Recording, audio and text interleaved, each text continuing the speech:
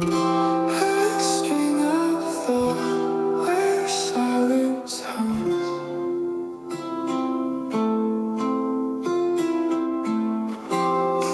The cloud whispers where knowledge draws. Soft keys dancing, a tale begun. Strings like threads. Bismillahirrahmanirrahim. Assalamualaikum warahmatullahi wabarakatuh. Waalaikumsalam warahmatullahi wabarakatuh. No rush. Alhamdulillah, pada hari ini kami meresmikan suatu podcast bernama Kopi Profesor. Kopi Profesor ini adalah tempat untuk bertemunya para akademisi dan para praktisi, atau bisa pengusaha, bisa politisi, bisa mahasiswa, untuk menyampaikan ide-ide, unek-unek, gagasan-gagasan, baik itu kepada pemerintah maupun kepada sesama masyarakat. Pada malam hari ini, hari yang pertama, kami mengundang Bapak Dr. Budiono. Beliau ini adalah seorang dokter, mengelola sebuah perguruan tinggi yang sedang berkembang, tapi di samping itu juga pengusaha yang handal di bidang properti. Tentu saja sebagai seorang pengusaha ada keluh kesahnya, ada bermacam-macam masalah menghadapi situasi ekonomi yang kadang-kadang naik, kadang-kadang turun. Sekarang ini sedang turun apa sedang naik? Kalau rilis dari pemerintah, pertumbuhan ekonominya bagus, Prof, 5,6, Prof. Tetapi realita yang ada di lapangan tidak seperti yang dirasakan, khususnya untuk pengusaha UMKM, Prof. Baik. Gitu. Jadi Pak Budiono, Dr. Budiono menyatakan di lapangan tidak sebagaimana indahnya yang disampaikan pemerintah, ya. Iya, betul, Prof. Bagaimana Pak Budiono melihat lebih jauh mengenai ekonomi, terutama dari properti nanti kelihatan, ya. Kelihatan semualah ini dari satu sektor, semua sektor akan terkait. Begini, Prof, ini terima kasih sebelumnya bahwasanya kami diberikan kesempatan untuk mengisi sebagai pemateri di Kopi Profesor yang saat ini sedang dibuka. Pertama saya ucapkan selamat, Prof, atas pembukaan Kopi Profesor yang di belakangnya sini dikasih tempat untuk podcast, yaitu untuk memberikan tempat akademisi maupun bisnismen untuk menyampaikan ide-ide, gagasan yang terkait dengan ekonomi maupun tentang kebijakan pemerintah, tentang akademisi dan sebagainya, Prof. Semoga tempat podcast ini yang dirancang untuk memberikan podcast ini memberikan edukasi kepada masyarakat dan juga bisa memberikan masukan kepada pemerintah tentang isu-isu ekonomi dan isu-isu yang ada di dalam masyarakat. Itu, Prof. Untuk selanjutnya saya tadi Profesor Prof. Bambang Setiadi bertanya kepada saya bahwasanya bagaimana kondisi ekonomi pada saat ini. Ini, Prof, memang pemerintah merilis pertumbuhan ekonomi yang sangat bagus. Pertumbuhan ekonominya adalah 5,6 yes-nya, ya. Saya tidak menyangkal pertumbuhan itu bagus, namun pertumbuhan itu tidak dirasakan oleh khususnya kelompok menengah ke bawah. Karena di balik pertumbuhan ekonomi yang tinggi, yang bagus, namun permasalahan gap di masyarakat itu banyak, ya. Kita berangkatnya dari performan bank, ya. Performan bank untuk pada saat ini adalah pertumbuhan NPL yang sangat tinggi sekali, Prof. Ini tidak wajar karena NPL di BPR ini 19,3 itu di Jawa Tengah, Prof. Padahal aturan dari OJK itu maksimum NPL itu non-performing loan itu hanya maksimum 5. Kemudian kepada BPRS itu NPL-nya mencapai 8% untuk BPRS-nya. Kemudian untuk bank umum termasuk Bank Himbara, jadi terjadi kredit macet itu adalah 5,2%. Nah, angka ini adalah menunjukkan gejala ekonomi yang tidak baik. Di mana kalau terjadi NPL otomatis debitur itu kesulitan untuk mengembalikan pinjamannya dari prinsipalnya maupun interestnya. Nah ini ada gejala seperti ini. Seharusnya pemerintah itu hadir, Pak. Jadi pemerintah itu hadir. Saya menyayangkan bahwa di saat kesulitan seperti ini tidak ada imun-imun seperti pada saat COVID-19 ya. Ya pada saat COVID-19 saya menghargai ada kebijakan yang bagus sekali dari OJK, dari Prof. Wimbo pada saat beliau menjadi ketua OJK. Yang pertama adalah dia memberikan subsidi bunga, memberikan subsidi bunga 3% kepada UMKM. Karena mereka tahu kalau sudah kondisinya tidak baik, maka pemerintah harus segera turun. Baik. Jadi ada dua hal tadi. Yang pertama, kelompok menengah yang kesulitan mungkin jatuh miskin, atau yang kedua tadi disampaikan masalah meningkatnya kredit macet atau NPL, non performing loan, yang menunjukkan adanya bisnis-bisnis yang sulit, ya kan? Ya ini merupakan hal yang harus diseriusi ya oleh pemerintah. Saya melihat pemerintah kurang ramah kepada swasta ya. Kita akan mengelola pendidikan swasta. Ya.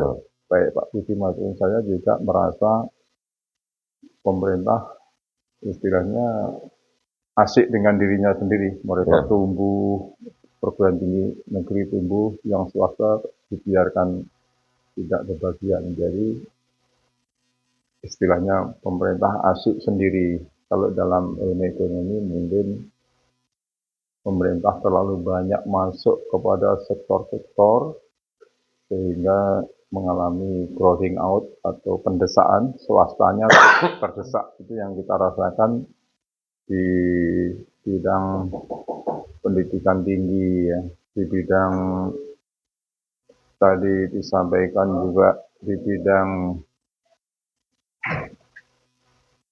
banyak sektor, properti ya sektor realnya, Bro. Kemudian sektor real gimana Pak Budi? Jadi dari sektor real itu kalau kita lihat kan Prof, dari Prof sendiri menyampaikan kepada saya, yang saya ingat bahwa 62% itu pertumbuhan ekonomi itu adalah dari UMKM, penyumbangnya adalah UMKM. Kemudian UMKM itu adalah multiplier effect. Pada saat ekonomi terjadi goncangan seperti ini, pemerintah tidak hadir. Bahkan apa yang kami rasakan itu lebih sulit dibandingkan dengan COVID-19. Ya. Ini kenyataannya ya, kalau kredit macet NPL pada BPR di Jawa Tengah itu. Jadi sekarang ini keadaan lebih buruk daripada saat COVID-19. Ya, sebenarnya seperti data-data marketing, data-data menunjukkan begitu. Betul, Prof. Khususnya di bidang properti, Prof. Nah, pada saat terjadi COVID itu pemerintah sudah antisipasi akan ada keadaan seperti itu. Nah, pemerintah sudah pertama memberikan subsidi bunga 3% kepada UMKM yang kreditnya di bawah 10 miliar. Kemudian yang kedua, pemerintah itu memberikan instruksi dengan adanya PUJK untuk melakukan restrukturisasi. Pada saat itu OJK diwajibkan kepada pengusaha untuk melakukan restrukturisasi kredit. Utang jangka pendek dijadikan utang jangka panjang, angsurannya yang tinggi, supaya menjadi rendah. Nah, itu memberikan nafas, memberikan ruang, tetapi pada saat ini tidak ada solusi, bahkan orang yang melakukan restrukturisasi itu dipersulit, Prof. Iya. Ya, karena perbankan sendiri, Pak, perbankan sendiri saat ini mengalami permasalahan. Ya, jadi inti daripada ekonomi itu adalah swasta, bukan pemerintah. Betul, Prof. Pemerintah hanya kalau dilihat APBN 20%, kalau dilihat ketenaga kerjaan hanya 5% aja. 5%. Kontribusi 95% yang menyerap tenaga kerja swasta. Yang memegang uang 80% juga swasta. Jadi pemerintah harus ramah swasta. Jadi jangan istilahnya itu membiarkan atau bahkan mungkin pajak dan lain sebagainya ya tidak memperdulikan. Jadi orientasi pertumbuhan ekonomi itu bagaimana membangkitkan atau membuat suatu iklim atau situasi swastanya itu bergairah. Betul, Bro. Jadi yang tumbuh itu swasta. Jadi apa yang swasta butuhkan itu harus didengarkan. Betul, Ya kan Pak Budi? betul. Nah, ini yang kurang dipahami oleh pemerintah dari pusat sampai daerah-daerah ya. Kadang-kadang kayak berada di atas swasta. Itu enggak benar ya. Jadi harus istilahnya itu tuturi handayani, menghasung. Silahkan swasta di depan, apa yang kurang, itu disediakan, diperbaiki. Jadi kita bisa simpulkan dari dialog singkat ini, kurang perhatian ya kepada swasta. Jadi Bro, mungkin, Apalagi Pak Budi di lapangan. mungkin saya akan yang bersambut tadi Prof. Bambang menyampaikan kurang perhatiannya kepada swasta ya. Jadi pada saat ini juga pemerintah itu punya program yang ambisius. Misalnya ingin membuka perguruan tinggi lagi ya, Universitas Republik Indonesia.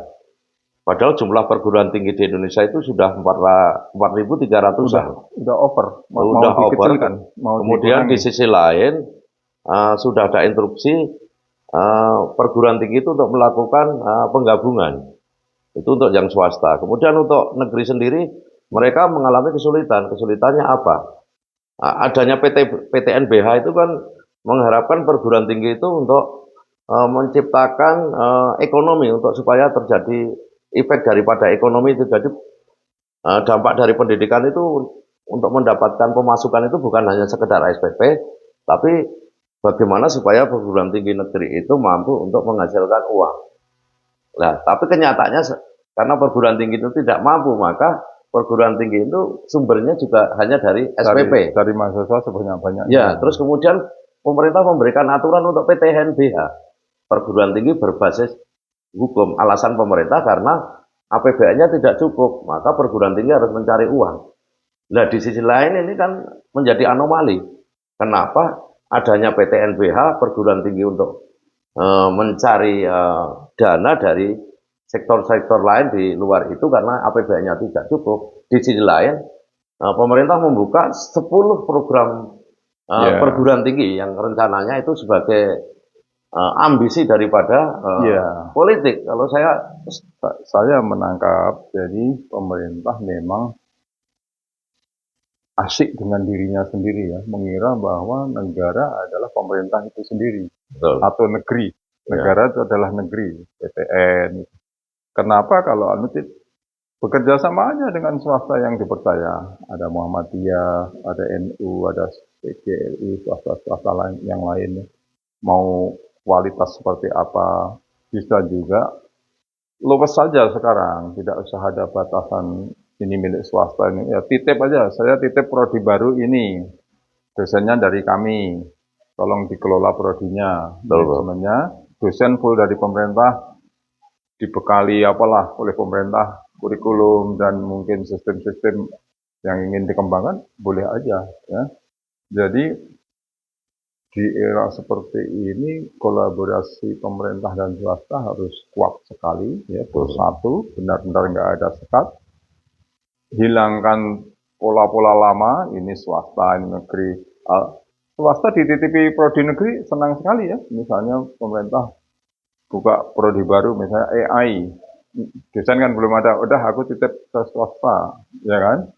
Jadi swasta itu harus benar-benar menjadi anak daripada presiden juga, jangan lebih-lebih menyusut ke tentara, menyusut ke makin in group killing, itu nggak benar. Harus makin terbuka, semua berpartisipasi, semua diayomi. Ya, Ada lagi? itu tadi di saat anggaran APBN yang defisit, kemudian belanja pemerintah kan seharusnya kan melakukan efisiensi. Nah, tidak perlulah membuka ambisi untuk membuka perguruan tinggi negeri untuk kedinasan yang direncanakan 10 universitas itu. Saya menyarankan bagaimana untuk memaksimalkan perguruan tinggi yang ada perguruan tinggi negeri, kemudian menggandeng dengan perguruan tinggi yang besar-besar. Misalnya dari Muhammadiyah, kemudian dari NU, dan dari perguruan tinggi lain.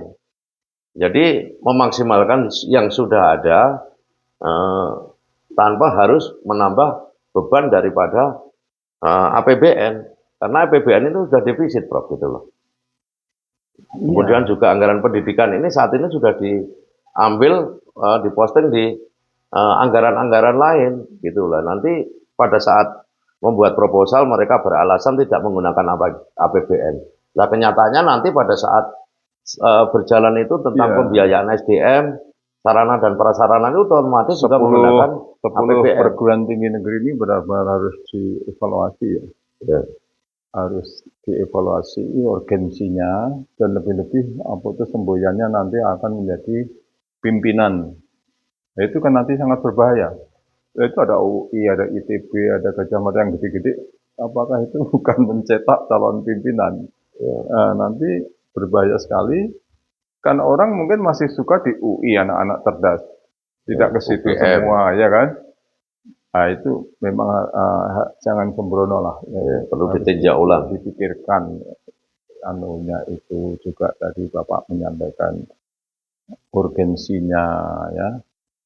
Saya lebih cenderung kerjasama aja pemerintah dan kita ini kan banyak wakaf. Ya, sekolah-sekolah yang udah gedung dan tanah rakyat, guru dan lab pemerintah. Dahsyat itu pasti yang belum dikelola dengan baik, dengan belum kolaborasi dengan memanfaatkan yang sudah ada, Prof.